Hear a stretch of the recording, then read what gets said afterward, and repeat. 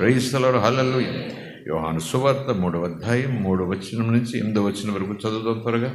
అందుకు యేసు అతనితో, ఒకడు క్రొత్తగా జన్మించితేనే కానీ అతడు దేవుని రాజ్యమును చూడలేడు అని నీతో నిశ్చయంగా చెప్తాను. యేసయ్య మాటలు ఎంత ఖచ్చితంగా, ఎంత గట్టిగా మనం పట్టుకోవాలంటే దానిలో సున్నా పొళ్ళు పర్వాలేదు, కొంచెం ఇలాగా అలా కూడా అయి ఉండొచ్చు, ఇలా కూడా చేయొచ్చు. ఇవన్నీ కూడా లోకంలో కలిసిపోవడానికి ఇష్టపడే సంఘాల బోధలు అలాగుంటాయి. యేసు ఎలాంటి మాటలు? నిశ్చయముగా చెప్తున్నా. ఇందులో నో లివరేజ్, నో ఎక్స్క్యూజ్. వాళ్ళ వల్ల వీళ్ళ వల్ల ఇలా ఉండొచ్చట, ఆయన చెప్పాడు, ఇలా ఉండొచ్చట, ఏం చెప్పాడు. నోవే, నేనే మార్గం, నా ద్వారా తప్ప. నేనంటే నా మాటే మార్గం, నా మాట ద్వారా తప్ప అని ఖచ్చితంగా ప్రభు చెప్పినప్పుడు ఎందుకు మనం అందులో ఈ వంకరలు తెచ్చుకోవాలి? ఈ వంకర ప్రసంగాలు వినాలి, ఈ వంకర టెంకల బోధలు వినాలి మనం? ఒకడు క్రొత్తగా జన్మించితే కానీ అతడు దేవుని రాజ్యం చూడలేడు. ముసలివాడనైన నేను ఎలా జన్మించగలను అని అడిగితే 5వ వచనం, ఒకడు నీటి మూలముగాను ఆత్మ మూలముగాను జన్మిస్తేనే కానీ దేవుని రాజ్యంలో ప్రవేశింపలేడు. అక్షరార్థంగా అందరికి అర్థమయ్యే రీతిలో ఊరికే అలాగున ఎవరిని అర్థం చేసుకోవడం ప్రయత్నం చేస్తే, ఏదైనా ఒక చిత్రకారుడు బొమ్మ వేస్తే ఒక చెట్టు పక్కన ఏదో పుట్ట వెనకాల మేఘం కనిపిస్తుంది. ఆ చిత్రకారుడు అంటాడు, ఇందులో 7 గుర్రాలు ఉన్నాయి చూడండి అంటాడు. 7 గుర్రాల చిత్రం డైరెక్ట్గా చూస్తే అవే కనిపిస్తున్నాయి. ఇంకా ఇంకా ఇంకా ఇంకా ఇంకా ఇంకా పట్టి చూస్తే 7 గుర్రాలు ఉన్నాయి అందులో. చూసారు ఎప్పుడైనా అలాంటి పజిల్స్, అలాంటి బొమ్మలు? కనుక దేవుని యొక్క వాక్యం అలాగునో చూడగలం, ఒక్కొక్కసారి ఆ పై మెరుపులాగా అలా చూసి అర్థం చేసుకోవడానికి ప్రయత్నం చేయాలి.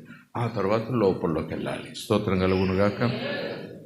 నీటి మూలముగా అంటే ఎక్కువ మంది దైవజనులు చెప్పే మాట నీటి మూలముగా అంటే బాప్తిస్మము అన్నట్టు.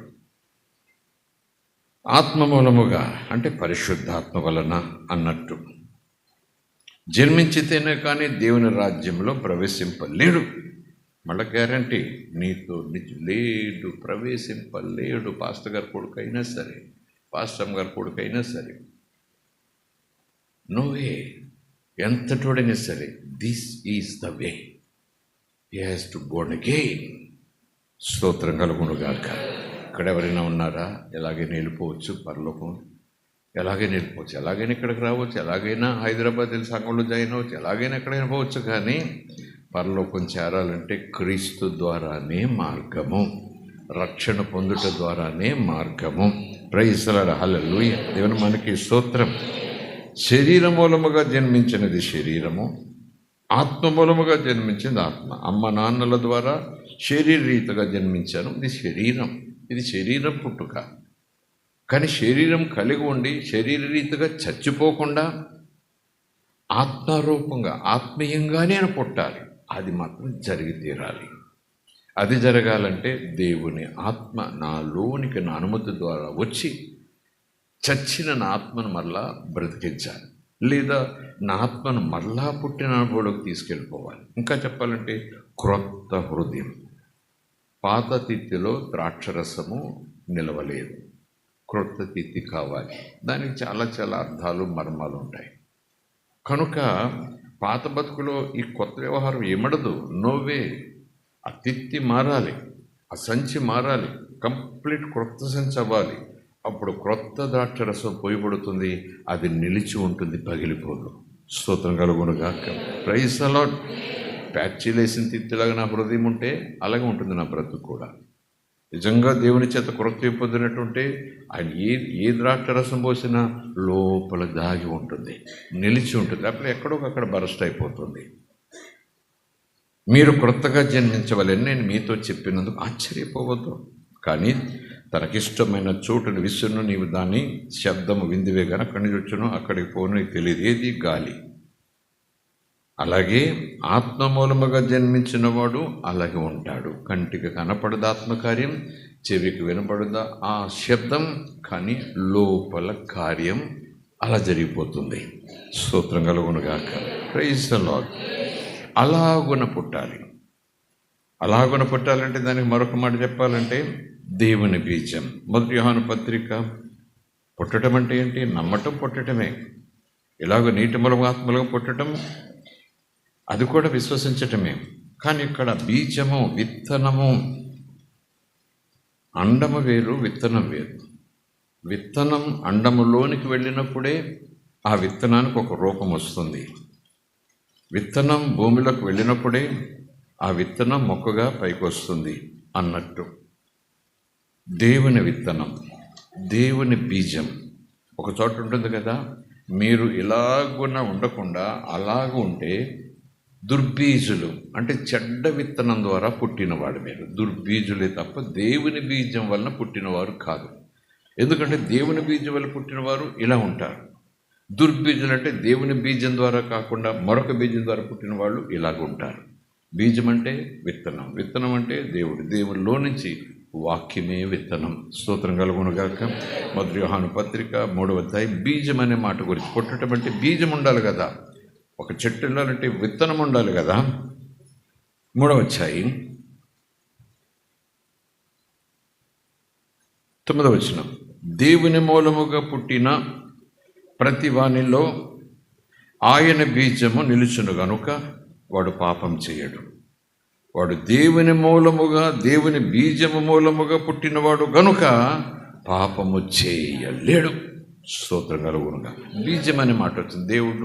దేవుడు నన్ను కన్నాడు, నాకు తండ్రి అయ్యాడు, నేను కొడుకునయ్యాను వాక్యాలు చూసేసుకుంటే కొంతవరకు పర్వాలేదు. ఇంకా వెనక్కి వెళితే పుట్టాలి కదా, బీజం విత్తనం పడాలి కదా. కనుక దేవుని బీజం వాక్యం, ఆత్మ వలన. వాక్యమే ఆత్మ గనక వాక్యం నాలోనికి వచ్చి నేను మరలా పుట్టేలాగున్న ఆ వాక్యం నాకు సాధ్యం. ఒక్క మాటలో చెప్పాలంటే వాక్యమే నాకు కన్న తల్లి. వాక్యము నన్ను కన్నది. నా కన్న తండ్రి వాక్యం, నా కన్న తల్లి వాక్యం. వాక్యము నన్ను కన్నది. వాక్యం వలన నేను పుట్టాను, వాక్యం ద్వారా నేను పుట్టాను, ఆత్మ ద్వారా నేను పుట్టాను. అలాగున నేను దేవునికి బిడ్డనయ్యాను. ఆ వాక్యమందు విశ్వాసం ఉంచి, వాక్యమైన యేసునందు విశ్వాసం ఉంచడం ద్వారా నేను దేవునికి బిడ్డనయ్యాను. కనుక దేవుడు ఎప్పుడు చూసినా నన్ను కొడుకులాగా చూస్తాడు, కూతురులాగా చూస్తాడు. స్తోత్రం కలుగునుగాక. Praise the Lord. హల్లెలూయా. దేవుడు మనం ఎలా చూస్తాడు? ఒకటి పిల్లలుగా చూస్తాడు, ఎందుకంటే ఆయన బీజం వలన మనం పుట్టాం కనుక పిల్లల్లాగానే చూస్తాడు. మరొకలా చూడడు, మరొకరికి పుట్టినట్టుగా చూడడు, లోకానుసారంగా పుట్టినట్టు చూడడు, శరీర సంబంధంగా పుట్టిన మన అమ్మ నాన్న వరకు చూడడు. ఆయన ఎప్పుడైతే నేను దేవుని బిడ్డనయ్యానో నన్ను ఆత్మరీతిగా, మనస్సురీతిగా నన్ను తన కొడుకుగానే చూసుకుంటాడు. అంటే బాధ్యతలన్నీ తీసుకుంటాడు. స్తోత్రం కలుగునుగాక. Praise the Lord. మళ్ళా దేవుడు నన్ను ఈరోజు ఇంకా ఎలా చూస్తున్నాడు దృష్టిలో, ఇంకా నేను ఏమై ఉంటాను అని అంటే, దేవుడు అంటాడు, ఈ వ్యక్తిని, ఈ బిడ్డని నేను ప్రత్యేకించుకున్నాను. ఈ బిడ్డ నా స్వాస్యం, నా స్వాస్యం. గర్భఫలము యెహోవా దయచే బహుమానం. నిజానికి పిల్లలు ఒక ఐశ్వర్యం, ఒక సంపద, దేవుడిచ్చే సంపద. సంపదను నిలబెట్టేవాళ్ళు, ఆ సంపదను వర్ధల చేసేవాళ్ళు, ఆ సంపదను అభివృద్ధి చేసేవారు వంశోద్ధారకులు. స్తోత్రం కలుగునుగాక. Praise the lord. అలాగుని దేవుడిని కేవలం నన్ను కొడుకుగా మాత్రమే కాదు, కూతురుగా మాత్రమే కాదు, తన కడుపున పుట్టిన వారిగా మాత్రమే కాదు, ఆయన నన్ను తన కోసం ప్రత్యేకించుకున్న వ్యక్తిగా చూస్తున్నాడు. నేను ఆయన వాడను. Praise the Lord. హల్లెలూయా. ఎప్పుడు మోకరిల్లినా, ఎప్పుడు ప్రార్థన చేసినా అసలు ప్రభువుని నమ్మిన వారు ఈ తలంపులతో నిండిపోవాలి, ఈ ఆలోచనతో నిండిపోవాలి. కనుక ఎవరు లేరు, నాతో ఎవరు మాట్లాడట్లేదు, నన్ను ఎవరు పట్టించుకోవట్లేదు, ఇలాగా అలాగని వచ్చేస్తాయి, మూసిరేస్తాయి. నిజమే కావచ్చు, అందులో సగం నిజం ఉండొచ్చు, సగం నిజం కాకపోవచ్చు. కొన్ని నేను అపార్థం చేసుకోవచ్చు, కొన్ని ఊహించుకుని నేను అలాగనుకోవచ్చు. అలాంటి సమయంలో కృంగిపోవటం, మనం చిరాకు పడిపోవటం, మనం ఏదేదో క్రొత్త నిర్ణయాలు తీసుకోవటం కాదు. కానీ ఇది నేను మనసులో పెట్టుకోవాలి. అందరి మధ్యనున్నా, ఎవరు నన్ను అవునన్నా కాదన్నా, నాకు ఎలాంటి తలపులున్నా ఆయన నన్ను ప్రత్యేకించుకున్నాడు. నేను ఆయన సొత్తు. Praise the Lord. కనుక ప్రభువు నన్ను ఎలా చూస్తాడు? తన సొత్తుగా చూస్తాడు. తాను లోకం నుంచి ప్రత్యేకించి తెచ్చుకున్నాను అన్నట్టుగా దేవుడు నిన్ను నన్ను చూస్తున్నట్టు ఏమాత్రం సందేహం లేదు. మరొక చోట మొదటి పేతురు పత్రిక 1వ అధ్యాయం 18, 19 దేవుడు నన్ను ఎలా చూస్తాడు?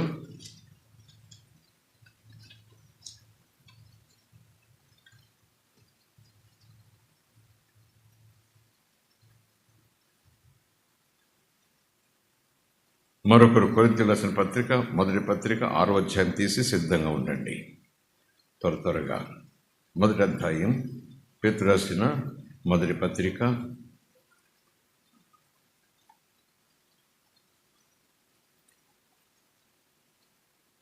18-19. ఎవరిని చదవండి, లేకపోతే నేను చదివేస్తాను.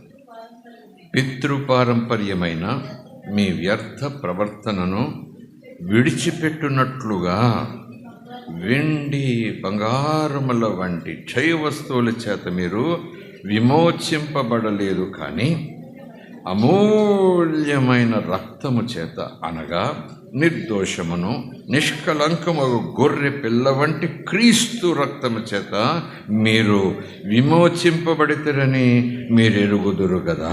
స్తోత్రం కలుగునుగాక. Praise the Lord. అమూల్యమైన రక్తముతో దేవుడు మనలను కొనుక్కున్నాడు. ప్రభు మనల్ని కొనుక్కున్నాడు. విడిపించబడ్డాం, ప్రత్యేకించబడ్డాం. ఆయన కొరకు సెపరేట్గా ఉంచబడుటకు దేవుడు మనల్ని కొనుక్కున్నాడు. స్తోత్రం కలుగునుగా. అందుకేనేమో పౌలు ఒక స్థాయిలో ఉంటాడు, ఇప్పుడు నేను జీవించిన జీవితం నాది కాదు, క్రీస్తుదే. బ్రతుకుట క్రీస్తు కొరకే. నేను యేసు ప్రభుకి అమ్ముడు పోయాను. మాట కొంచెం చిరాగ్గా ఉంటుందేమో, మాట కొంచెం లోకరీతిగా నొప్పించేదిగా ఉంటుందేమో, కానీ యేసు ప్రభు నన్ను కొనేసుకున్నాడు. యేసు ప్రభుకి నేను అమ్ముడు పోయిన తర్వాత మరలా నేను మరొకరికి ఇదిగో నన్ను కొనుక్కోండి అని బజార్లోకి వెళ్ళి నిలబడటం అది న్యాయం కాదు. ఇప్పటికీ నన్ను ఒక ఆయన కొనేసుకున్నాడు. నేను ఆయన సొత్తు. ఆయనను ఏమైనా చేసుకుంటాడు. ఆయన కోసం నేను అంతే. మరొక చోటుకి వెళ్ళి నన్ను కొనుక్కోండి అంటే అది భయంకరమైన వ్యాపారం. లోకరీతిగా కూడా ఆ వ్యక్తి వ్యాపారం నిలవదు.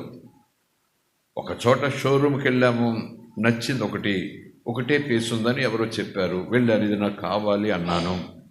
వెంటనే మేనేజర్ వచ్చేసి ఇగోండి ట్యాగ్ ఇక్కడ ఉందండి, ఒక ఆయన కొనుక్కున్నారండి, సోల్డ్, ఇగో ఉంది పక్కన. అదే అది నేను చూడలేదు అన్నాను.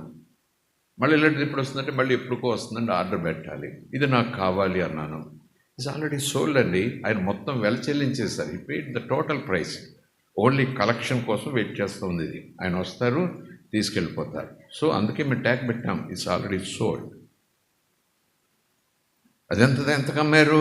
30,000 అనుకోండి. కాసేపు నేను 60 ఇస్తా, నాకు ఇది కావాలి, ఇప్పుడే కావాలి 60 ఇస్తా. వాడు వ్యాపారం మరి ఇచ్చేయచ్చు. లేదండి కుదరదండి, 1,00,000 ఇస్తా, అది నా ఇంట్లోకి పంపించేసే. కుదరదండి, ఒప్పుకోదండి. వ్యాపారం యొక్క నైతికత. నిజంగా డబ్బు ప్రదాం అనుకుంటే ఆడికి ఏదో చెప్తారు, అరే బాబు 1,00,000 వస్తుంది, పర్వాలేదురా లారీలోని వస్తే ఆయన కూడా చెప్పొచ్చు. అదేది అక్రమైన వ్యాపారం కూడా నీతి నియమాలు అలా ఉంటాయి. మేనేజర్ అంటాడు, వన్స్ ఇట్ ఈస్ సోల్డ్. మీరు ₹1,00,00,000 ఇచ్చినా సరే నోవే, ముద్ర ఆయిందే. స్తోత్రం. ఇది అర్థం చేసుకోవడానికి ప్రయత్నం చేస్తే, అమ్మా అయ్యా సంఘమా, నీవు నేను లోకం కోసం మన జీవితాన్ని అమ్మేసుకోవద్దు. బంధువుల కోసం మన జీవితాన్ని అమ్మేసుకోవద్దు. ఆల్రెడీ ప్రభు మనల్ని కొనుక్కున్నాడు. నీవు అమ్మబడ్డావు. యేసు నిన్ను కొనుక్కున్నాడు. నువ్వు యేసయ్య సొత్తు. స్తోత్రం. Hallelujah. Praise the Lord. That's all. అందుకే యేసు అంటాడు ఒక చోట, తండ్రి ఇష్టం నా ఇష్టం కాదు, తండ్రి ఇష్టం నా ఇష్టం కాదు.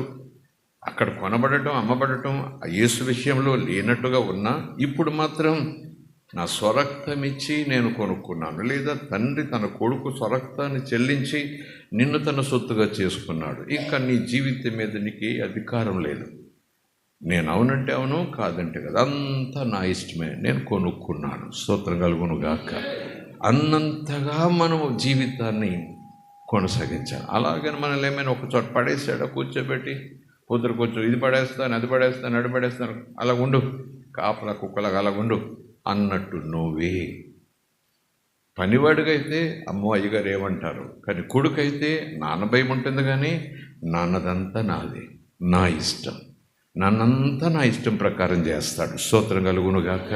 అదన్నమాట దేవునిలో స్వాతంత్రం అంటే అదే. కనుక దేవునికి మనము విలువైన సొత్తు, వెలపెట్టి కొనబడిన సొత్తు, వెండి బంగారం చేత కాదు. మనం విమర్శించబడ్డాం ఎలాగున్నా మన పాపం నిమిత్తం, క్షమాపణ నిమిత్తం ప్రాయశ్చిత్తంగా తండ్రి తన కొడుకు రక్తాన్ని చిందించి పాత్రలో పెట్టి చెల్లించి మనలను సొంతం చేసుకున్నాడు. కనుక ఈ మాట కొంచెం చులకనగా, చీపుగా, చవకగా ఉన్నా సరే ఒక్కొక్కసారి అలాంటి మాటలు మనసులో పెట్టుకుంటే మనం ఏమై ఉన్నామో తెలిసిపోతుంది. యేసు ప్రభు నన్ను కొనేసుకున్నాడు. నేను అమ్ముడు పోయాను. ఆస్తులు అమ్ముకోవటం ఉంటుంది, వ్యక్తులు కూడా అమ్మేస్తున్నారు కదా, హ్యూమన్ ట్రాఫికింగ్ అంటారు. ఇది అలాగూ కాదు, కానీ ఇది కొనుక్కున్నాడనే మాట ఉన్నా, మనల్ని స్వాస్థ్యంగా చేసుకున్నాడనే మాట ఉన్నా, అంతా ఆయన ఇష్టమైన మాట ఉన్నా, ప్రక్కన ట్యాగ్ మర్చిపోకండి.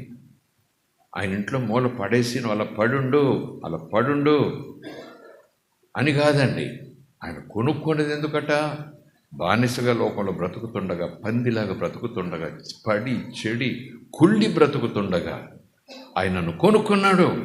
వీధిలో కుళ్ళిపోవటం ఎందుకు? నా ఇంట్లో కుళ్ళిపో. వీధిలో కుళ్ళిపోతే ఈగలు వస్తాయి, నా ఇంట్లో కుళ్ళిపోతే ఈగలు తక్కువ వస్తాయి.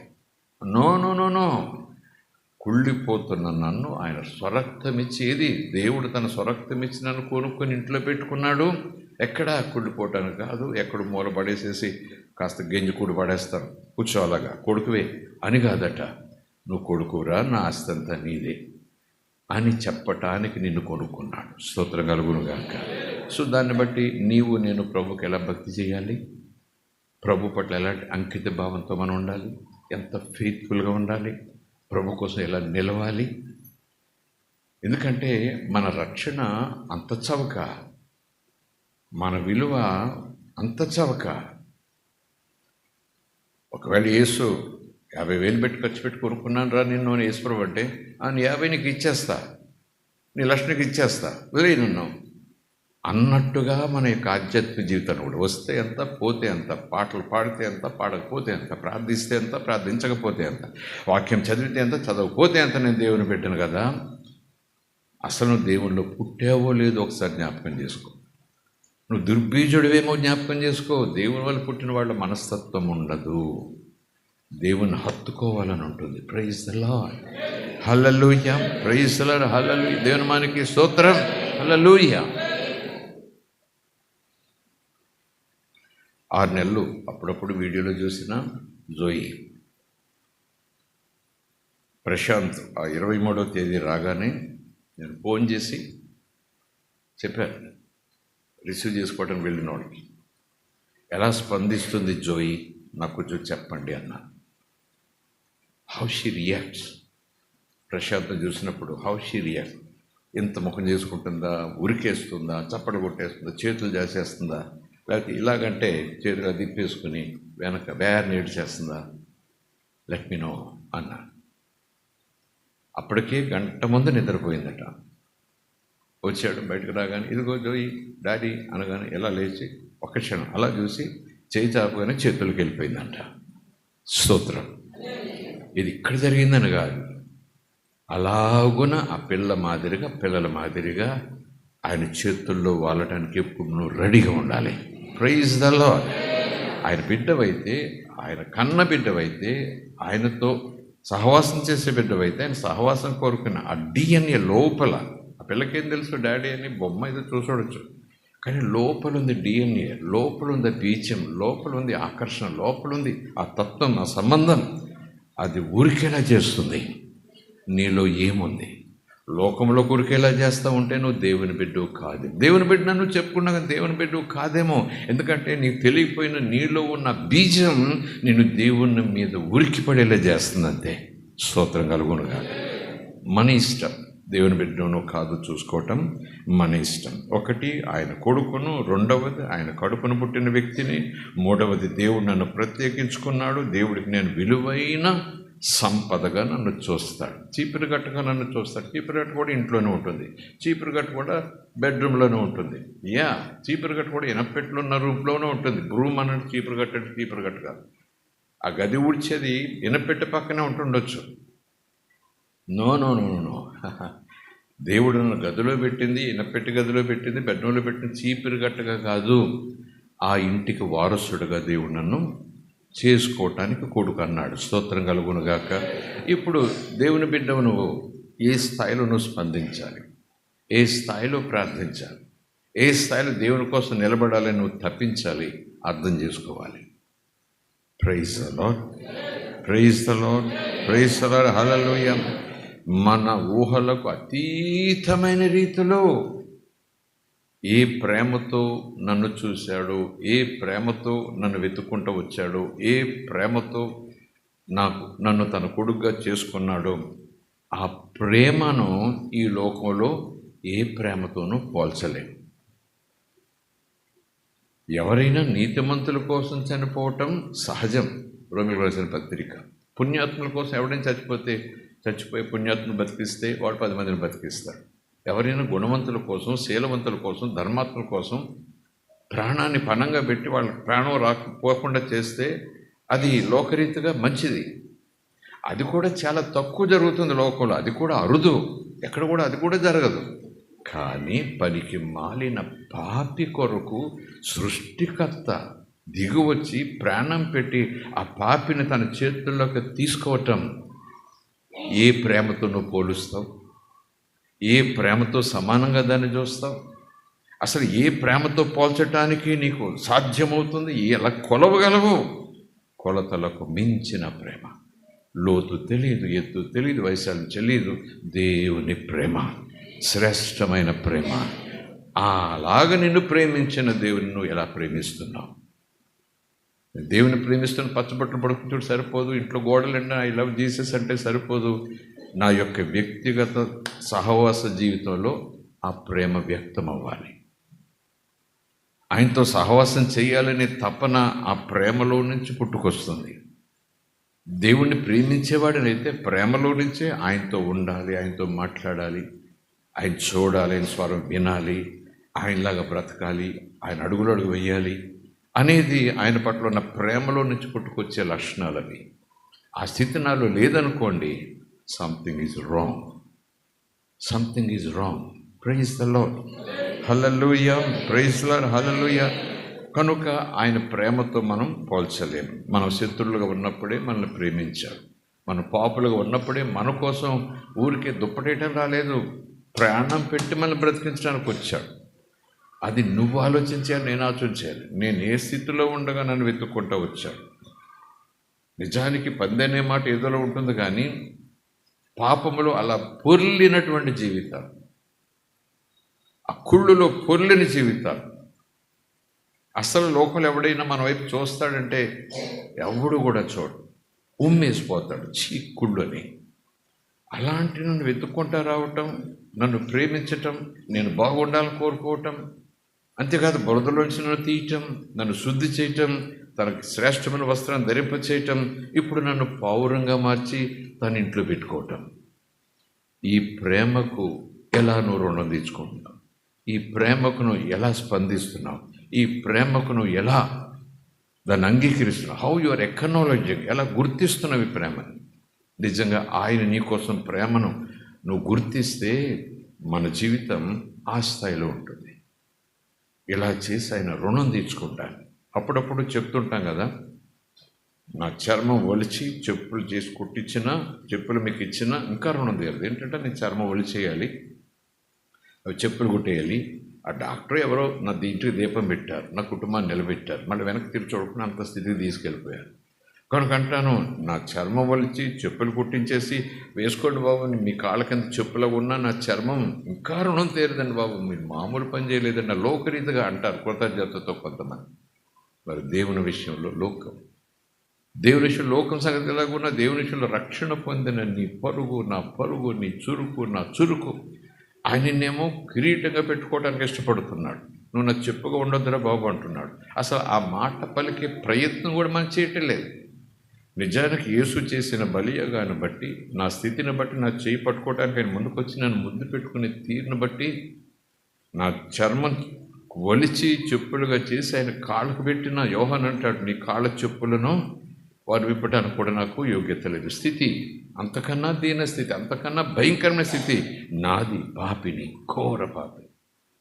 నిజానికి నా చర్మం ఒలిచి యేసుప్రభు కాళ్ళ సైజు ప్రకారం చెప్పులు కుట్టేసి వేసుకున్నావు, ఎప్పుడు నన్ను తొక్కాలి, నీ పాదాల కింద నేను ఉండాలి, నీకు పాదాలకు మట్టి అంటకూడదు, నీ కాళ్ళ దగ్గర ఉండిపోవాలి, నీ కింద నేను ఉండాలి, నా మీద నువ్వు నడవాలి.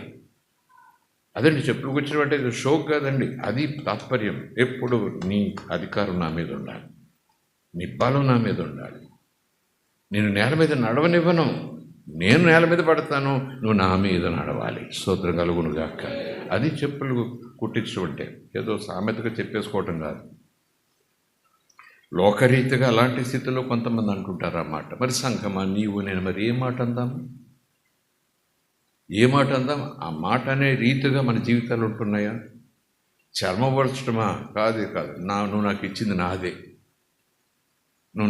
నాదే, అడిగితే కుదరదు, రమ్మంటే కుదరదు, ప్రార్థన చేయమంటే కుదరదు, వాక్యం చదవమంటే కుదరదు, యేసు మర్యాద దక్కదు. నేనేమన్నా రమ్మన్నానా నిన్ను?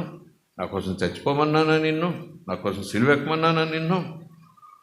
నా కొడుకుగా ఉండరా బాబు అంటే వచ్చాను, కొడుకుగా చేసుకున్నావు, ప్రార్థన చేయమంటే కుదరదు యేసు, నో వే అనేలాగా కొంతమంది విశ్వాసుల జీవితాలు ఉంటున్నాయంటే ఎంత దుర్మార్గం, ఎంత దుష్టత్వం, ఎంత మూర్ఖత్వం.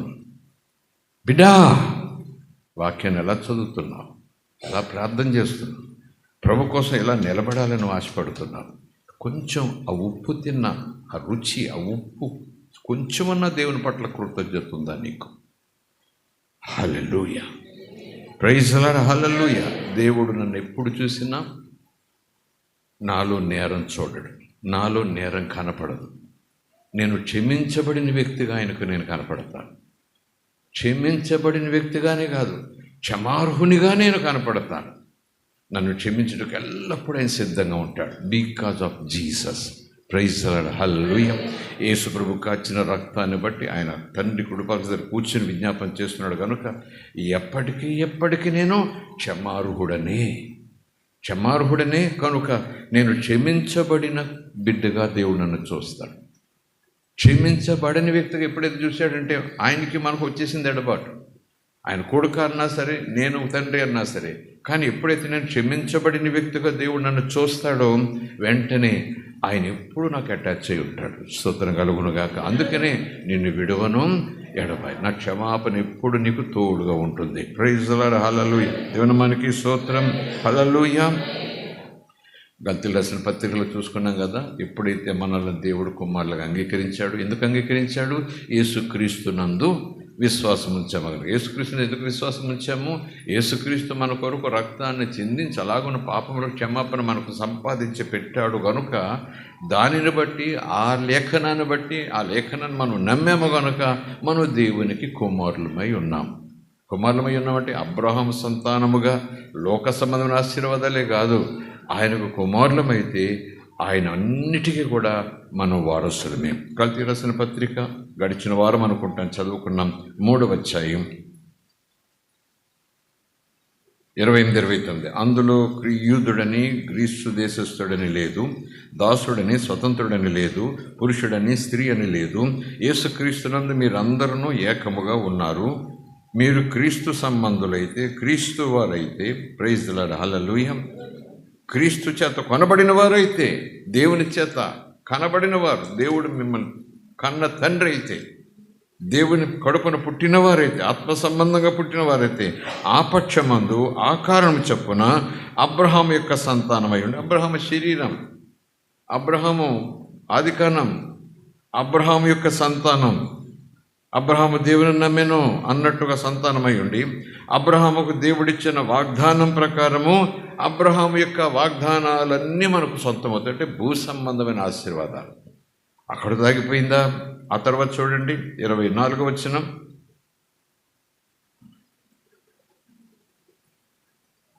4వ అధ్యాయం 24, 4-5-6, 4వ అధ్యాయం 4-5-6.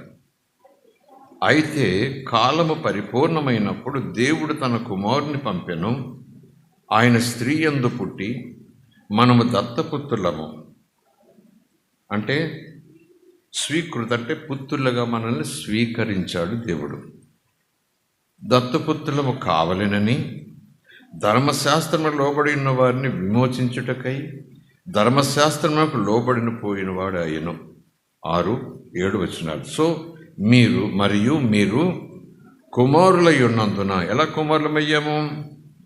25 వచనం, 3వ అధ్యాయం 25 వచనం నుంచి 29 దాకా చదువుకున్నాం కదా. అలాగున మనము దేవునికి కుమారులమయ్యాము. సో మీరు కుమారులై అలాగునున్నందున నాయన, తండ్రి అని మొర్రపెట్టు తన కుమారుని ఆత్మను దేవుడు మన హృదయములలోనికి పంపాడు. ఎవరిని పంపాడు?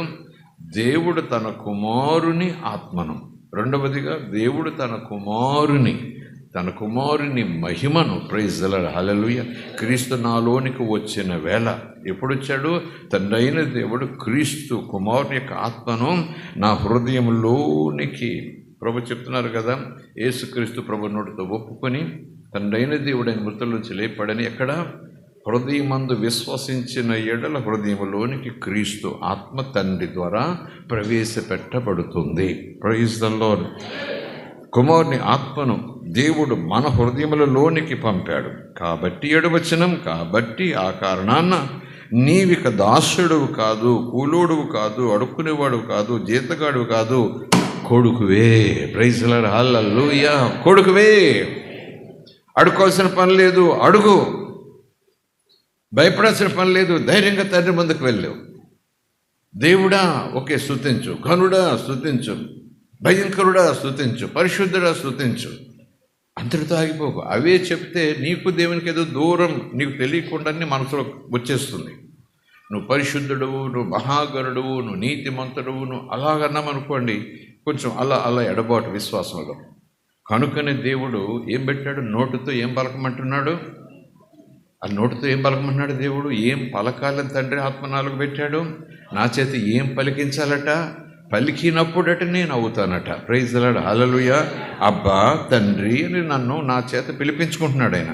అంటే నేను అలాగ అంటున్నానంటే తండ్రి ఇండైరెక్ట్గా ఏం చెప్తున్నాడు? నాకు, నువ్వు నా కొడుకు అవుతావురా బాబు. ప్రైజ్ ది లార్డ్, హల్లెలూయా.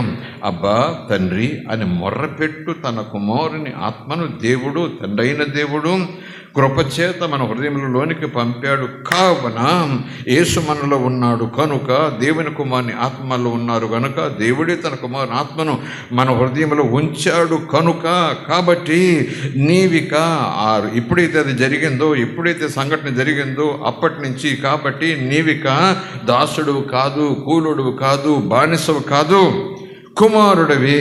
ఒకవేళ నిజంగానూ కుమారుడు అయితే దేవుని వలన, దేవుని ద్వారా, దేవుని ఆత్మ సంబంధమైన సంపదలన్నిటికీ కూడా నువ్వు వారసుడివి. Praise the Lord, hallelujah. దేవుని నామానికి స్తోత్రం.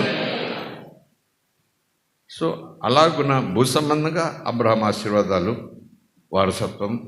మళ్ళా ఆత్మ సంబంధంగా కుమారుని ఆత్మ నాలో ఉన్నారు కనుక దేవుని కుమారుడు ఎవరు? యేసుక్రీస్తు. క్రీస్తు ఆత్మ కనుక ఆదరణకర్త, సత్యస్వరూపి, సహాయం చేసేవాడు. నేను వెళతాను, ఆత్మను పంపమని అడుగుతాను. క్రీస్తు ఆత్మ వేరు, పరిశుద్ధాత్మ వేరా? దేవుని ఆత్మ వేరు, దేవుడు వేరా? ప్రభు ఆత్మ వేరు, పవిత్రాత్మ వేరా? తండ్రి, కుమార, పరిశుద్ధాత్మ ఒక్కరే. నీకు నాకు అర్థం కాదు. అర్థం చేసుకుంటే బుర్ర పగిలిపోతుంది. కనుక దేవుడు ఎంత బయలుపరుస్తారో అంతే అర్థం చేసుకోగలం. Praise the Lord. దేవుని నామానికి స్తోత్రం. సో ప్రభు దగ్గర నేను ఎప్పుడు మోకలు కాదు, ఎప్పుడు నన్ను ప్రభు ఎప్పుడు చూస్తూనే ఉంటాడన్నాను. నీ ఒంటి మీద ఉన్న లేదా నీ శిరస్సు మీద ఉన్న వెంట్రుక రాలటం కూడా నాకు తెలుస్తుంది, లెక్కే అని ప్రభు చెప్పారు. మరొక చోట పిచ్చుకల కన్నా మీరు శ్రేష్ఠులు, పువ్వుల కన్నా మీరు శ్రేష్ఠులు. వాటిని అలంకరిస్తున్నాడు, వాటిని అత్యగ్ర పోషిస్తున్నాడు. మీ తండ్రి, యేసు ప్రభు కూడా అంటాడు, మీ తండ్రి మిమ్మల్ని పోషించలేడా? మీకు వస్త్రం ఇవ్వలేడా? ఎందుక దిగులు, ఎందుక బెంగ? ఏ స్థాయికి తీసుకెళ్ళిపోతున్నాడు? నువ్వు దేవుడెక్కడో, నేను భక్తుడిని, దేవుడెక్కడో భక్తుడిని.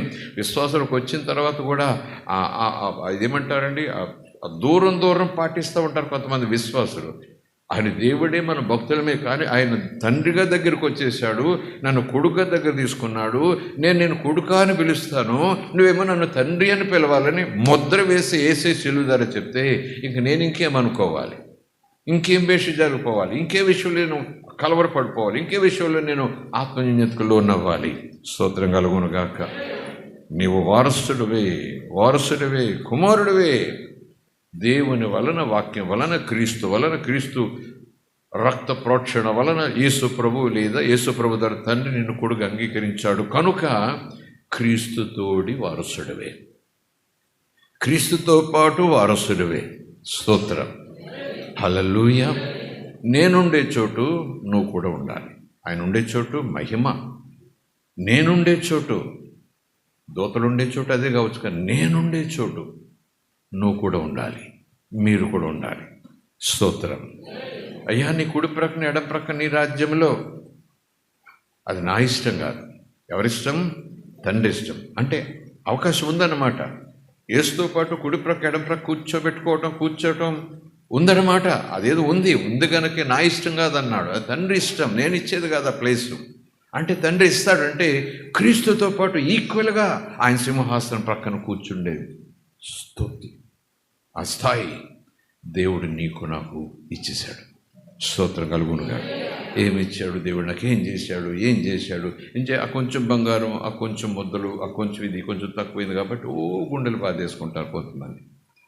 వాక్యం చదివితే, వాక్యం వింటే దేవుడు ఏమి ఇచ్చాడు, ఎంత ఇచ్చాడు, ఎందుకు ఇచ్చాడు, అప్పుడు ఏం జరుగుతుంది, అసలు ఎవరు పొందుకోగలరది, ఎవరు సంపాదించుకోగలరది, అవన్నీ కూడా నువ్వు ఆలోచన చేసుకుంటే కొంచెం తక్కువైంది అనుకోండి, ఆ కొసరు కోసం దెబ్బలాడిన దేవుణ్ణి కొంతమంది పూర్తిగా నింపేస్తారు. అప్పుడప్పుడు బేరాలాడి ఈదుళ్ళు పోయించుకుంటారు, చూసారా? ఇంకా బొలిగిపోతుంటుంది. కొంచెంలో నుంచో అందులో నుంచి ఇలా పోతుంది, ఇలా దోశలు పెడతాడు, ఇలా పెట్టి అలా పోస్తుంటాడు. పోసేసాక లెక్కట్టాక మళ్ళీ ఏమంటారని చెప్పండి, ఈవిడో ఆయనో ఏమంటారు చెప్పండి, కొంచెం కొసరి. అవును కదా? అది వేస్తే కానీ ఇచ్చినట్టు కాదు. అసలు పొల్లిపోయేలాగా ఆల్రెడీ చేతులు పెట్టి మరీ గొలిసిచ్చాడు. గొలిసిచ్చి మళ్ళీ అలా పోసాడు. అందులో కొంచెం అయిపోయింది, తలగొట్టు కాదు. మళ్ళీ ఈవిడ గుప్పుడుతో తెస్తే అదే అమ్మమ్మమ్మ అంటాడు, కొంచెం కొసరయ్యి. నువ్వు వేస్తే ఇలాగ వేస్తావు, నేను తీసుకోవాలి. అది తీసుకుంది కూడా ఎలా తీసుకుంటుంది? దోసిరి, కొసరు. దీంతో తృప్తి లేదు. నిజానికి ఆ ఖరీదుకి ఆ కొలత ఓకే, పైగా ఇలా చేతులు పెట్టి మరీ పోసాడు ఆయన, ఓకే. మళ్ళీ కొసరు కావాలి. ఈ కొసరు ఇవ్వలేదనుకోండి, ఇచ్చేవలే, చేసేవలే, పెద్ద అమ్మేవలే, పెద్ద వ్యాపారం చేస్తావులే, నువ్వు పెద్దగా అమ్మ ఎంత దూరం పోతారో. ఈ వీధులు పడుతుంది, ఈడ పనికి మాలోడు, వ్యాపారం దొంగ. ఇది కొసరే లేదట పూర్తిగా వేసిన తర్వాత. లోకరీతి దేవుళ్ళో కూడా అన్నీ ఇచ్చేసిన తర్వాత ఇది ఇవ్వలేదు, ఇంత ఇవ్వలేదు. ఆలోచన చేయండి, ఎంత ఇరుకు మనసు, ఎంత ఆశ మనసు. అంతా క్రీస్తులో ఉంటే కొసరు. ఏమిచ్చాడు, ఏం చేశాడు? ఉన్నారు ఎవరైనా ఇక్కడ అలాంటి విశ్వాసులు? రక్షణ పొందిన వారు ఉన్నారా? అమ్మ కొంచెం మెలుపుగా ఉండండి, బాబు కొంచెం నిద్రలోంచి లేవండి. యేసు ఎప్పుడూ తను నీ కోసం ఇచ్చేసుకున్నాడు. కొసరు కోసం చూడకు, ఆయనతో ఉంటే అన్నీ నీకు వచ్చేస్తాయి. ప్రైజ్ ది లార్డ్, హల్లెలూయా. ఏమి ఇచ్చాడు నాకు యేసు, ఏం చేశాడు నాకు యేసు, మాటే రానివ్వద్దు. చావుదా కథ కూడా రానివ్వద్దు. చచ్చిపోయినప్పుడు కూడా యేసు నాకేం చేయలేదని మాట రానివ్వద్దు. ఆ మాట వచ్చే ముందు నేను చచ్చిపోవడం మంచిది. ఆ మాట నా నాలుగు పలకకూడదు, ఆ మాట నా పెదాలు పలకకూడదు, ఆ మాట నా గుండెలోంచి రాకూడదు. ఆ మాట అనే స్థితి వచ్చేసింది. నేను అనేస్తానన్నప్పుడు దేవుడన్నా తీసేసుకో, ఆ మాట నేను అనకూడదు, తీసేసుకో. నేను కూడా అప్పుడప్పుడు ఇప్పటికే చెప్తుంటాను. ప్రారంభ దినాల్లో ఎక్కువగా ప్రార్థన మాట చెప్పేవాడు. ఎప్పుడు కూడా నీ వైపు వేలెత్తి చూపించి నిన్ను ప్రశ్నించే రోజు నా నోట్లోంచి రాకూడదు, నిన్ను ప్రశ్నించే దినం నా జీవితంలో రాకూడదు, నిన్ను ప్రశ్నించే మాట నా జీవితంలో రాకూడదు. ప్రశ్న ఎందుకు ఇలా చేసావు, ఎందుకు ఇలాగా అనే ప్రశ్న నోట్లోంచి రాకూడదయ్యా. ఒకవేళ అలా వచ్చే పరిస్థితే వచ్చేస్తే, ఒకవేళ అలా అనాల్సిందే తప్పదు, కాసేపట్లో అనేస్తాను. అలాగూ నేను ఏదో అయిపోతున్నానంటే ఈ లోపల నన్ను తీసేసుకో అని కూడా అప్పుడప్పుడు ఇప్పటికీ ప్రార్థిస్తుంటాను. ప్రారంభ దినాల్లో చాలా ఎక్కువ ఆ మాట చెబుతూ ప్రార్థించేవాడిని. ఆయన నా కోసం ఎంత చేయాలో ఏం చేయాలో అంత చేసేసాడు. ఏం చేయలేదని ఎలా చెప్పగలను? ఏ మొహం పెట్టుకుని చెప్పగలను? డబ్బులా, వస్త్రాలా, కాస్త వాకిలా, ఆలస్యమవుతుంది, దేవుడు ఇస్తాడు. తండ్రి అయినా ఖచ్చితంగా నమ్ముకున్నాను. కానీ ఎలా దులిపేసుకుంటారో కొంతమంది విశ్వాసులు. నేను అంటున్నాను, నీళ్లలోకి నువ్వు రక్షణ కోసం రాలేదు, బంగారం కోసం వచ్చావు. నీళ్లలోకి నువ్వు వెండి కోసం వచ్చావు, నీళ్ళలోకి నువ్వు పట్టుబట్టల కోసం వచ్చావు, నీళ్ళలో నువ్వు ఏమంటే చెప్పండి వాక్యాల కోసం వచ్చావు, నీళ్లలోకి నువ్వు వాహనాల కోసం వచ్చావు, నీళ్లలోకి ఏదో లోకంలో ఎవరికి లేదు నాకు ఉండాలని వచ్చావు. రాంగ్. నీళ్లలోనికి నువ్వు క్రీస్తు కోసం రావాలి, రక్షణ కోసం రావాలి, పాపక్షమాపణ కోసం రావాలి, నరకాన్ని తప్పించుకోవటం కోసం రావాలి. ఆ తర్వాత వీటిని అడగాలి నువ్వు. ప్రైజ్ ది లార్డ్, హల్లెలూయా. ఒకవేళ నీళ్లలోనికి నువ్వు ఈ రీతిగా వచ్చి ఉంటే మళ్ళా బాప్తిసం పొందమని చెప్పను కానీ మారు మనసు పొందు, మళ్ళా నీళ్ళలోకి వెళ్ళమని చెప్పను కానీ పశ్చాత్తాపపడాలంతే. Praise the Lord, hallelujah. దేవుని నామానికి స్తోత్రం. ఆ కొసరు కోసం పోట్లాడే సంఘంగా మీరు ఉండకూడదు, సమాజంగా మీరు ఉండకూడదు. దేవుడు అంటాడు నా కొడుకునే నీ కోసం ఇచ్చేస్తే, ఆయనేమో పరలోకంతా పక్క పెట్టి నీ కోసం వచ్చేస్తే, నేనేమో అలాంటి కొడుకు నీ కోసం ఇచ్చేస్తే నేను ఇంకా చేయలేదని ఏంటి నేరాలు, ఏంటి నెపాలు, ఏంటి నా మీద నిందలు, ఏంటి? నిజానికి ప్రభు అలా అడిగితే ఏంటి నీ సమాధానం? లోకమంతా అదే తీరు. అక్కడికి వెళ్ళాము నమ్ముకున్నాం, ఇంత వచ్చి పడింది, ఇక్కడికి వెళ్ళి నమ్ముకున్నాం, ఇంత వచ్చి పడింది. ఇక క్రైస్తవులు కూడా ఇక్కడికి వెళ్ళామో సంఘంలోకి వెళ్ళాము, ప్రార్థన చేశారు, ఎంత వచ్చి పడింది. ఇక్కడికి వెళ్ళామో దైవజనుడు ప్రార్థన చేశాడు, అంత వచ్చి పడింది. పడకపోతే దేవుడు కాదా? పడకపోతే నువ్వు కొడుకు కాదా? అంత వచ్చి పట్టడానికి అక్కడ పోయి ప్రార్థన చేసుకుంటావు, ఇంత వచ్చి పట్టడానికి ఇక్కడ పోయి ప్రార్థన చేసుకుంటావా? నువ్వు క్రీస్తులో ఉంటే అంతా దేవునికి నువ్వు క్రీస్తులాగే కనిపిస్తావు కదా. స్తోత్రం కలుగును గాక, హల్లెలూయా. ఎందుకంటే ప్రభు నేను కొన్ని వచనాలు చెప్పి తండ్రులకు ఆహ్వానించాడు. పక్షులు చూడు, పువ్వు చూడు, నీ తల వెంట్రుక కూడా తండ్రికి లెక్కే, నీ పాదములకు రాయి తగలకుండా ఇన్ని మాటలు చెప్పి చేయి పట్టుకుంటుంటే ఇంకా నేను దేవుడు నాకేం చేయలేదు అంటున్నానంటే మూర్ఖత్వం అనాలా, అతి తెలివనాలా, బుద్ధిహీనత అనాలా, దురాశ అనాలా, పేరాశ అనాలా, లేదా అపవాదన వెనకాలండి అడుగు. నువ్వు మౌనంగా ఉంటే ఎలాగా? దేవుడు కదా, తండ్రి కదా, ఇవ్వాలి కదా. నువ్వు మౌనంగా ఉంటే ఆయన ఇవ్వడు, అడుగు అని వాడు ప్రేరేపిస్తున్నాడా? అందుకే లేఖనం చదవకపోతే బాబు నువ్వు నేను ముసుగులోనే ఉంటాం, లేఖనం వినకపోతే నువ్వు నేను లోక సంబంధమైన ముసుగులోనే ఉంటాం. కంటికి లోక సంబంధమైన దేవత గుడ్డితనం కలగజేస్తే దేవుని తెలుసుకోలేకపోయాం, సృష్టిని పూజించాం. ఇప్పుడు దేవుళ్ళలోకి వచ్చిన తర్వాత కూడా లోక దేవత నీ కంటికి నా కంటికి ఆశీర్వాదాలు ముసుగేస్తుంది. ఇవి రాలేదనుకో ఆయన దేవుడు, ఇవి రాలేదనుకో ప్రార్థన ఎందుకు చేస్తావు? నోరు మూసుకో. ఇవి రాలేదనుకో చర్చి కిందకి వెళ్తావు, ఇవి రాలేదనుకో పాటలు ఎందుకు పాడతావు, ఇవి రాలేదనుకో ఫ్రెండ్స్తో పాటు పో. అలాగా అపవాది నేర్పిస్తాడు వెనకాలండి. ప్రైజ్ ది లార్డ్, దేవునికి స్తోత్రం. ఈ చివరి 2 విషయాలు ఈ మాటలు చెప్పి రిఫరెన్స్లు అన్నీ చదివించిన కానీ పవర్ఫుల్. నీవు నీతిమంతుడివా కాదా? చాలా సందర్భాల్లో నేను నీతిమంతుడు కాదయ్యా, నీతిమంతుడు కాదయ్యా అంటూ ప్రార్థన గంట సేవ చేస్తాం, ఒకప్పుడు చేసేవాళ్ళం. కానీ ప్రభు అంటున్నాడు నేను నిన్ను కొడుగ్గా కాదు నీతిమంతునిగా చూస్తున్నాను, నిన్ను నీతిమంతుడు అని పిలుస్తున్నాను. నువ్వేంటి నేను నీతిమంతుడు కాదంట? కొడుకు అంటే నేను కొడుకును కాదు, నువ్వు నీతిమంతుడు దేవుడు అంటుంటే నీతిమంతుడు కాదు. ఈ రోజు నుంచి నువ్వు పరిశుద్ధుడివే అంటే నేను పరిశుద్ధుడు కాదు. ఏంటి ప్రార్థన?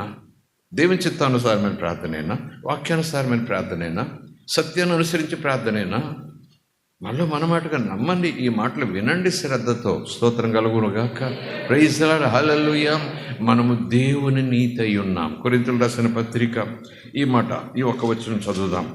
కొరింథీయులకు రాసిన 2వ పత్రిక 5వ అధ్యాయం.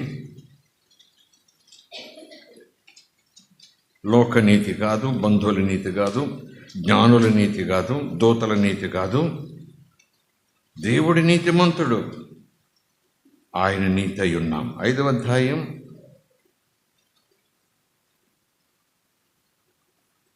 20-21 కాగా లేదా కావున, ఒకసారి దేవుని స్తోత్రం చెప్దాం. కావున దేవుడు మా ద్వారా, అంటే సువార్త చెప్తున్న అపొస్తలులు పౌలు, మా ద్వారా వేడుకొనినట్టు మేము క్రీస్తుకు రాయబారులమై దేవునితో సమాధానపడుడని క్రీస్తు పక్షముగా మిమ్ములను బ్రతిమిలాడుకొనుచున్నాము. ఎందుకనగా ఏలయనగా మనము ఆయన యందు, ఎవరు? క్రీస్తునందు. అది చెప్పాను, క్రీస్తు నాలో, నేను క్రీస్తులో. మనము క్రీస్తునందు దేవుని నీతి అగునట్లు పాపమెరుగని యేసును, ఆయన కొడుకును, ఆయనను మన కోసం పాపంగా చేసేసాడు. ఆయనలో పాపం ఏమీ లేదు, కానీ లోకం పాపం అంతా కూడా ఆయన మీద వేసేసి పాపి, ఈ పాపిని సిలువేయాలి, కొరతయ్యాలి అన్నట్టుగా దేవుడే ఇష్టపడి ఆయనను పాపిగా చూశాడు. ఆయనలో పాపం లేదు. ఆయన పాపిగా ఎందుకు చూడాల్సి వచ్చిందంటే లోకంలో ఉన్న పాపాలన్నీ ఆయన మీద పెట్టాడు, పాపం అంతా కూడా. కనుక పాపం వేలాడుతూ ఉంది అక్కడ, ఆ పాపానికి శిక్ష పడుతూ ఉంది అక్కడ. ఆయనలో పాపం ఏమీ లేదు. ఎందుకంటే ప్రభు చెప్తున్నారు, దేవుడే మన కోసం ఆయనను పాపముగా చేశాడు. ఆయన ఆకారమే పాపాకారం అయిపోయిందంట. అర్థం చేసుకోకపోతే కంగారు పడతాం. ఆయన మన కోసం పాపముగా మారిపోయాడు, అందుకే పాపానికి శిక్ష పడింది. పాపానికి జీతం చెప్పండి, మరణం. ఆయనను దేవుడు పాపంగా చేశాడు. నిన్నటి పాపం కాదు, ఈరోజు పాపం కాదు, యేసు ప్రభు భూమి మీదకి వచ్చే వరకు కూడా అంతవరకు జరిగే పాపం అంతా కూడా ఎక్కడేసాడు? యేసు మీద పెడితే ఇంక యేసు కనపట్టలేదు, పాపం కనపడుతూ ఉంది, పాపం వేలాడుతూ ఉంది, పాపం కొరత వేయబడింది. పాపానికి దేవుడు శిక్ష వేశాడు, మరణమనే శిక్ష వేశాడు, కొరతనే శిక్ష వేశాడు. నిజానికి ఆయన పాపి కాదు, ఆయనకు పాపాకారం ఇచ్చింది ఎవరు చెప్పండి? తండ్రి. Praise the Lord. ఎవరి కోసం? మన కోసం. మనము నీతిమంతులమగునట్లు. ఏ నీతిది? కాలేజీల ద్వారా వచ్చే నీతి కాదు, నీతి కథల ద్వారా వచ్చే నీతి కాదు, ఒరే బాబు ఇలాగ ఉండాలి అలాగ ఉండాలని ఆ నీతి కాదు. నీతి శాస్త్రం నీతి కాదు, లోకరీతి యోగులు బాబాలు చెప్పిన నీతి కాదు, ఎక్కడికి వచ్చి కాదు, దేవుని నీతి. అంటే అర్థమని చెప్పండి, దేవుడు నీతిమంతుడు. ఎంత నీతిమంతుడో చెప్పాలి త్వరగా. దేవుడు నీతిమంతుడు. ఎంత నీతిమంతుడు? అమ్మో చెప్పలేము. ఇంకా తర్వాత ఇంకేం లేదు. దేవుడు నీతిమంతుడు అంటే పరిపూర్ణమైన నీతిమంతుడు. He is righteous. మనము రక్షింపబడిన తర్వాత, రక్తం చేత శుద్ధిపడి చేయబడిన తర్వాత దేవుడు మనం ఎలా చూస్తాడో తెలుసా? తాను ఎంత నీతిమంతుడై ఉన్నాడో ఆ నీతితో మనల్ని చూస్తాడట. దేవుని నీతి అగునట్లు, దేవుని నీతి అవ్వాలని యేసును శిలువ మీద వేలాడదీశాడు తండ్రి. ఏమిచ్చాడు నాకేమిచ్చాడు అంటాం. దేవుడు తాను ఎంత నీతిమంతుడై ఉన్నాడో ఆ నీతిని నీకు ధరింపచేయటానికి. అంటే తండ్రి నేను చూసినప్పుడు తన నీతి నీ చుట్టూ ఉండటం చూస్తాడు. ఎప్పుడైతే నువ్వు దేవుని ముందు మోకరిస్తావో, నాకు దేవుడు ఇవ్వడు, నాకేం దేవుడు చేయడు, ఈ మధ్యన కొంచెం ప్రార్థన తగ్గించాను, ఈ మధ్యన కొంచెం అని మొత్తం లిస్ట్ వేసేసుకుంటాం. ఉంటే ఉండొచ్చు, క్షమించమని అడిగితే అడుగు. కానీ దేవుడు నిన్ను క్రీస్తుని బట్టి, క్రీస్తులో ఉన్నావు కనుక, క్రీస్తు ఆత్మ నీలో ఉండి అబ్బా తండ్రి అని ప్రార్థన చేస్తున్నారు కనుక దానిని బట్టి దేవుడు అంటాడు, నువ్వు నీతిమంతుడవే. నువ్వు నీతిమంతుడు కనుక నీ ప్రార్థన దేవుడు ఆలకిస్తాడు. నువ్వు నీతిమంతుడు కనుక దేవుడిని నిలబెడతాడు. నువ్వు నీతిమంతుడు కనుక ఆయన ఆశీర్వాదాలన్నీ నీకుంటాయి. నేను నీతిమంతుని కాదనుకుంటే ఉండవు, నేను నీతిమంతుడిని అనుకుంటేనే ఉంటా. అందుకే అబ్బా తండ్రి అని ఎందుకు నా చేత దేవుడు అనిపిస్తాడట? నాకు నేను అనాలన్నా ఇలాగ అంటాను, నేను పాపిని పురుగునని. కానీ నా చేత ఏమనిపించాలి? అబ్బా తండ్రి అని నా చేత మాట్లాడించాలి. ఆయన పిలిపించుకోవాలని ఆశపడుతున్నాడు, అబ్బా తండ్రి అని అలా పిలిచేవాడెవడు? పురుగు కాదు, అలా పిలిచేవాడు పంది కాదు, అలా పిలిచేవాడు కొడుకు. ఆ కొడుకుగా ఉండే, కూతురు ఉండే భాగ్యం ఇచ్చి నన్ను తండ్రి అని పిలవండి, నన్ను నాన్న అని పిలవండి. ఆ పిలిచేటటువంటి మనసు మనకు రాదు కనుక ఎప్పుడు చూసినా పాపపు పెంటంతా జ్ఞాపకం చేసుకుంటూ నేనంత కాదు, నేనంత కాదని ఇంక తండ్రి అని ఎలాగంటాను? నేనంత పాపం అంతా జ్ఞాపకం చేసుకుంటుంటే, పనికిమాలిన పాపపు పెంటంతా జ్ఞాపకం చేసుకుంటే తండ్రి అని అంటాను నాకు నోరు రాదు. అన్నా సరే నా మనసా చెప్పుకోదు, ఎందుకంటే నేను ఇది జ్ఞాపకం చేసుకుంటున్నా, పోగేసుకున్నా కనుక నేను మనస్ఫూర్తిగా తండ్రి అని అనలేను. కనుక దేవుడు ఆత్మను నాలో ఉంచి నా మనస్సును బట్టి నేను అనాలంటే నాకు అసాధ్యమైపోతా ఉంది కనుక నోరు రావట్లేదు కనుక ఎంత పనికిమాలిన స్థితిలో ఉన్నాను నేను. అండ్ తండ్రి అని ఏ ముఖం పెట్టుకుని పిలవగలను అంటూ కొడుకునయ్యుండు కూడా నేను పిలవలేకపోతున్నాను కనుక తండ్రి నాకు సహాయం చేయటానికి, తండ్రి నాకు నా స్థితిని తెలియజేయటానికి, నేను ఎలా చూస్తున్నానంటే, నువ్వు నాకు ఎలా కనపడుతున్నావంటే అని నాకు తెలియజేయటానికి ఆత్మ నాలోనికి పంపి, ఎవరాత్మ? కెరూబు మిఖాయిలు కాదు, క్రీస్తు ఆత్మను నాలోనికి పంపి ఏమనిపిస్తున్నాడు? నా చేత తండ్రి అని నేను పిలిపించుకుంటున్నాడు ఆయన. Praise the Lord, hallelujah, praise the Lord. చివరిగా దేవుడు మనలను పరిశుద్ధులుగానే చూస్తున్నాడు. నమ్మాలి, నమ్మటం చేత కావాలి. ఎలా ఎలా నేను లేదు, అంత స్థితి లేదు, పరిశుద్ధన. అయ్యో నో, ఉంటాయి, ఏమో ఉంటాయి. No no no no no, మనసు ఒప్పుకోదు, మనసాక్షి ఒప్పుకోదు. కానీ దేవుడు అంటాడు, నేను అంటున్నాను నువ్వు పరిశుద్ధుడు అని. నేను అంటున్నాను, ఇప్పుడు నా మాటను విన్నావు గనక నా మాటను బట్టి నువ్వు పరిశుద్ధుడు అని నేను అంటున్నాను.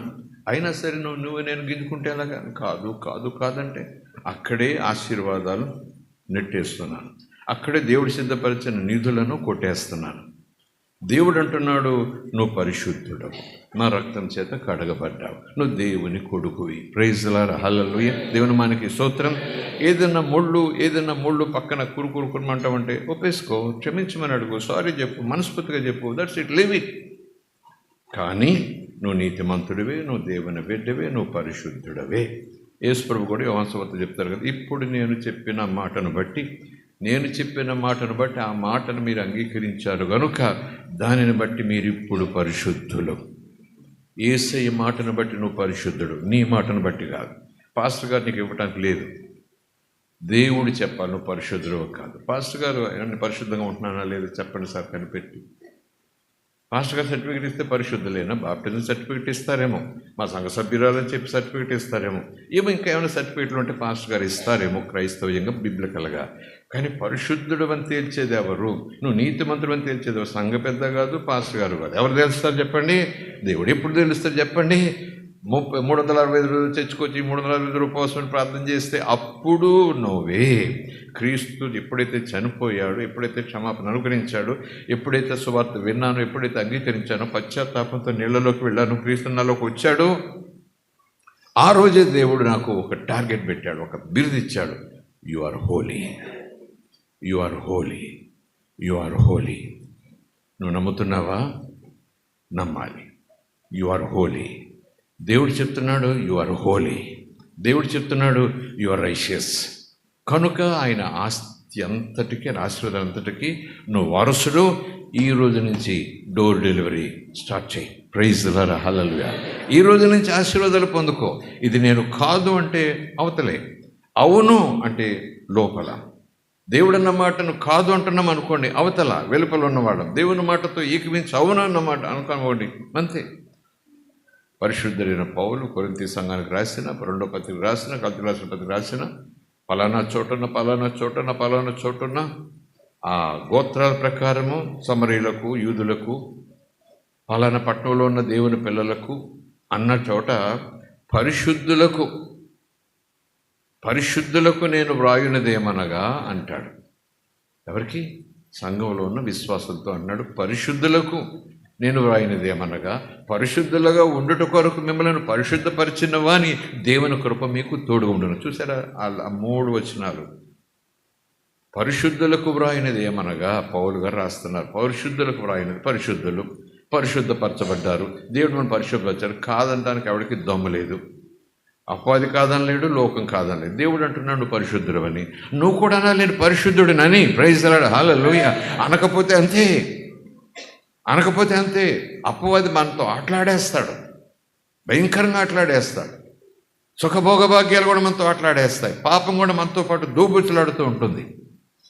ఎప్పుడైతే ఇది రోజు మనం చెప్పుకుంటూ ఉంటామో నోటితో, అబ్బా తండ్రి అని ఎలాగైతే రోజు ప్రార్థనలు పలుకుతామో, ఇలాగే దేవా నేను నీకు నీ నీతి అయి ఉన్నాను, నువ్వు చెప్పినట్టుగా నేను పరిశుద్ధుడనై ఉన్నాను, నువ్వు చెప్పినట్టుగా దేవా నేను నీ కొడుకునై ఉన్నాను, నువ్వు చెప్పినట్టుగా దేవా నేను క్రీస్తుతోడి వారసుడినై ఉన్నాను. ప్రైజ్ ది లార్డ్, హల్లెలూయా. నువ్వు చెప్పినట్టుగా నీ ప్రేమకు నాకు సొంతం చేసుకునే భాగ్యం నాకు ఇచ్చావు, స్తోత్రం. ఈ లైన్లో ప్రార్థన వెళ్ళాలి. అది వాక్యానుసారమైన ప్రార్థన. పరిశుద్ధపరిచాడు దేవుడు, పరిశుద్ధులమే. నేను పరిశుద్ధుని కాదు అనువంటే నిజానికి దేవుడంతా పరిశుద్ధుని కాదు. ఆ లేఖనం కూడా కొన్ని వచనాలు చూసుకుంటే మనకు అవునన్నట్టు వస్తుందేమో, కానీ ఈ లేఖనాలను బట్టి చూస్తే పరిశుద్ధులకు వ్రాయున్నది. పౌలు గారు ప్రార్థనాపరుడు, అభిషిక్తుడు, అపొస్తలుడు. యేసు కనపడతాడు, మాట్లాడతాడు, ఆత్మతో నడిపించబడుతున్నాడు. ఆయన సంఘానికి ఉత్తరం రాస్తూ, సంఘంలో కొరింథీ సంఘానికి ఉత్తరం రాస్తూ, మరి కొరింథీ సంఘంలో చాలా చెత్త జరుగుతూ ఉంది. కొరింథీ సంఘంలో చాలా హడావిడి జరుగుతున్నాయి. నేను వచ్చి మీ సంగతి చెప్తాను, మీకు బుద్ధి చెప్తాను, ఇలా ఉంటున్నారని నాకు తెలిసింది, నేను వస్తాను త్వరలో మీ దగ్గరికి, ఒక్కొక్కళ్ళ సంగతి తెలుస్తాను, జోకుతో కాదు కానీ ఒక్కొక్కళ్ళ సంగతి చెప్తాను, వాక్యం ద్వారా శక్తి ద్వారా చూపిస్తాను మీకు. ఆయన ఉత్తరం రాస్తూ ప్రారంభం ఏమంటాడు చెప్పండి? పరిశుద్ధులైన విశ్వాసులకు, దేవుని పిల్లలకు. ప్రైజ్ ది లార్డ్, హల్లెలూయా అంటూ మళ్ళీ వెంటనే కంటిన్యూ చేస్తాడు. పరిశుద్ధంగా ఉండుట కొరకు దేవుని చేత పరిశుద్ధపరచబడి పరిశుద్ధులని పిలువబడుతున్న వారికి వ్రాయు సంగతులు. ఎంత చక్కటి మాట! పరిశుద్ధులుగా చేశాడట, పరిశుద్ధులని పిలిచాడట, పరిశుద్ధులుగా చూస్తున్నాడట, మనం పరిశుద్ధులుగా ఉండాలట. ఆ పరిశుద్ధపరిచేవాడు యేసట ఎప్పుడు కూడా. స్తోత్రం కలుగునుగాక. ఇంత గొప్ప భాగ్యం మనకి ఇస్తే, దేవునితో ప్రార్థనతో సహవాసంతో ఆటల పాటల అల్లరా. ఒక మాటలో చెప్పాలంటే, ధర్మశాస్త్ర ప్రకారం చెప్పాలంటే, అలాగున యేసు ఉండటం లేదు కనుక మనకి యేసు లోకు అవుతున్నాడు. నిప్పుతో చెలగాటమా? హై దహించగ్ని. నిప్పుతో చెలగాటమా? విశ్వాసులు నిప్పుతో చెలగాటమా? లోకరీతిగా నిప్పుతో చెలగాటం. ఆడు కాసేపు పాట సర్కస్ లేదు, ఇలా కాగడాలు వేస్తాడు. నిప్పుతో చెలగాటమా? కాలిపోతావు, గాయపడిపోతావు. దేవునితో చెలగాటమా? క్రీస్తుని బట్టి దేవుడు ఓర్చుకుంటున్నాడేమో, క్రీస్తు బిడ్డవు గనక దేవుడు అలా వదిలేస్తున్నాడేమో. ఇక నీవు నేను నిప్పుతో చెలగాటమాడద్దు. కాదు. దేవుని నీతితో చెలగాటమాడద్దు. కాదు. యేసయ్య రక్తంతో చెలగాటమాడద్దు. యేసు గాయాలతో చెలగాటమాడద్దు. యేసు యొక్క ఆ బలియాగంతో చెలగాటమాడద్దు. అది నీకు చాలా వెలపెట్టి కొని పాత్రలు పెట్టి చేతులు పెట్టాడు. ఈరోజు నీ ఇష్టం. ఎవరిలా బ్రతకాలో, ఎవరి కోసం బ్రతకాలో, ఎవరి తోడు కలిగి బ్రతకాలో, ఎవరిలా బ్రతకాలో ఆశపడుతున్నావు, అంతా నీ ఇష్టం.